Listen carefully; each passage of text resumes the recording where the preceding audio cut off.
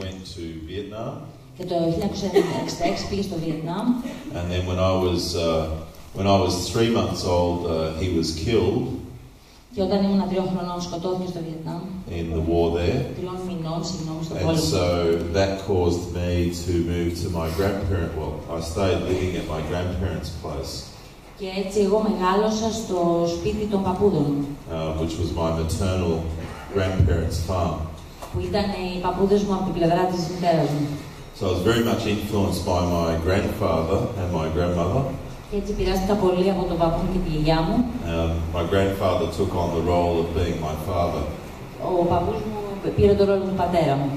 So I'm very grateful for that, and that's one of the big reasons why I'm standing here tonight. Είμαι ευγνώμων γι' αυτό και είναι ένας από τους σημαντικούς λόγους που με κάνει να βρίσκομαι εδώ σήμερα. Another reason why I'm able to be here is because of that beautiful woman over there. Ένας άλλος λόγος που με κάνει να είμαι εδώ είναι η όμορφη κυρία εκεί πίσω. Who, as we know, all of these things influence your life. Και που είναι ένα από τα πράγματα που επηρεάζουν τη ζωή μας. Death, love, children. Θάνατος, αγάπη, παιδιά.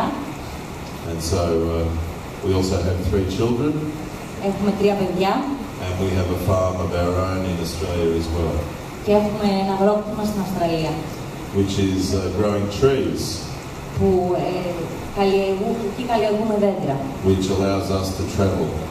Το οποίο μας επιτρέπει να ταξιδεύουμε. Because when we get home next month, we'll be busy again because the trees will have leaves and fruits that we'll have to get into.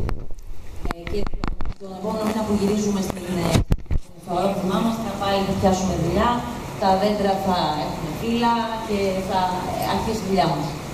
So tonight I want to talk about the work that many of our clients have done over the years.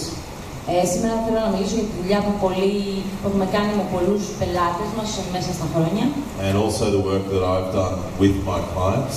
Και για τη δουλειά που έχω κάνει εγώ με τους πελάτες μου. One of the things that I love doing is getting out there and getting my hands dirty.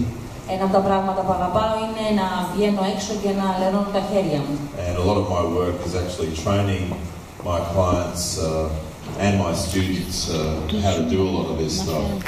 Και μια από τις δουλειές μου είναι να εκπαιδεύω τους μαθητές μου και τους πελάτες μου για να κάνουν αυτά που κάνω και εγώ. Some skills that you guys would already have, but then some stuff that you might not have seen before. So we'll go on from there. Κάποιες από αυτές τις γνώσεις και τις δεξιότητες μπορεί να τις έχετε ήδη, αλλά κάποιες μπορεί να μην τις έχετε δει, να μην τις γνωρίζετε, οπότε θα τα πούμε σήμερα.